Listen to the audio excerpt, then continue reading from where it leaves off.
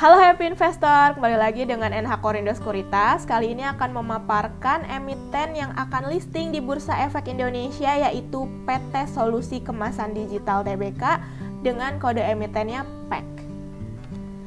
Kita lihat dulu untuk profil dari company ini. Jadi perseroan didirikan dengan nama PT Solusi Kemasan Digital sebagaimana termaktub dalam Akta Pendirian nomor 10 tanggal 8 November 2019.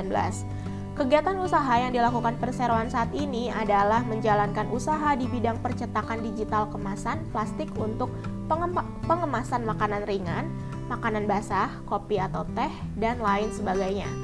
Nah, perseroan di sini menawarkan percetakan kemasan full printing depan belakang dengan pilihan berbentuk saset, standing pouch ataupun roll stock dan dapat ditambahkan aksesoris lainnya.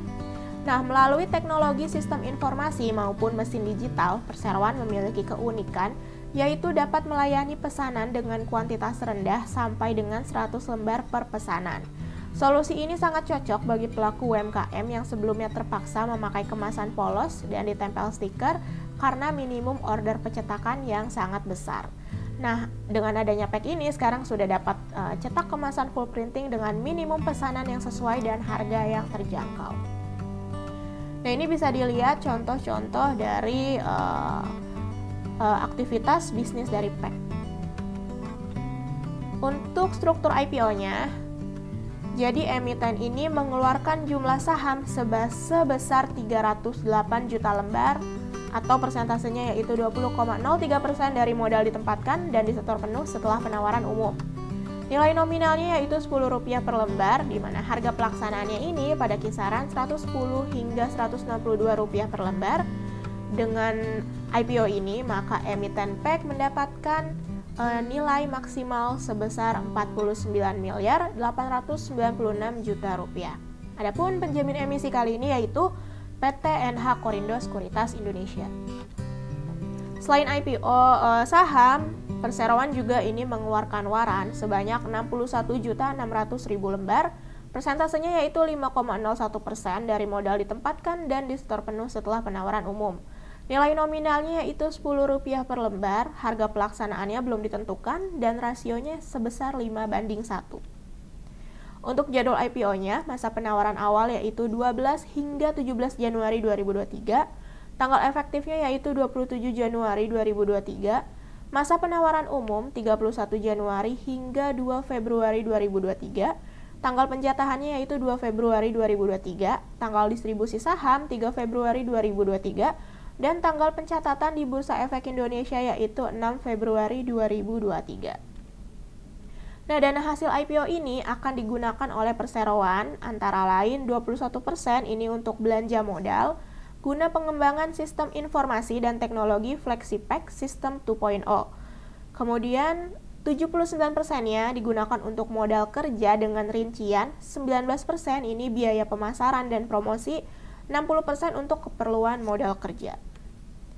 Nah, competitive advantage dari emiten PEK ini antara lain minimum pesanan cetak kemasan fleksibel plastik terendah di Indonesia, kemampuan pemasaran perseroan, investasi bidang teknologi, kemudian penggunaan single layer film di industri kemasan fleksibel. Untuk faktor-faktor risikonya, risiko utama yang patut dicermati yaitu risiko persaingan usaha bisnis pengemasan, risiko usaha antara lain risiko perubahan permintaan konsumen, risiko kelancaran dan nilai pasokan bahan baku, risiko pengembangan teknologi, dan lain sebagainya. Untuk risiko umum antara lain risiko kondisi politik Indonesia, risiko fluktuasi kurs valuta asing, risiko tuntutan atau gugatan hukum. Adapun bagi investor sendiri, risiko yang patut dicermati antara lain risiko tidak likuidnya saham, risiko fluktuasi harga saham perseroan, risiko terkait kebijakan dividen, risiko terkait penerbitan saham atau surat berharga bersifat ekuitas lainnya. Nah, kemudian kita lanjut untuk financial highlights. Yang pertama ini ada neraca keuangan. Kalau kita lihat dari rasio-rasionya, untuk current rasio per 31 Juli 2022 ini sebesar 0,28 kali. Debt to equity rasionya ini bisa dikatakan cukup besar ya, yaitu 8,81 kali. Debt to asset rasionya 0,90 kali. Kemudian ada rasio ICR 4,10 kali dan DSCR 0,61 kali. Kemudian untuk laporan laba ruginya, kita kalau di sini pantau melalui rasio-rasionya per 31 Juli 2022. Gross profit marginnya ini tercatat 22,99%. Net profit marginnya 2,69%. Kemudian return on assets-nya 1,71%, return on equity 16,75%, revenue-nya ini tumbuh 40,98% dan gross profit-nya juga mengalami pertumbuhan sebesar 30,27%.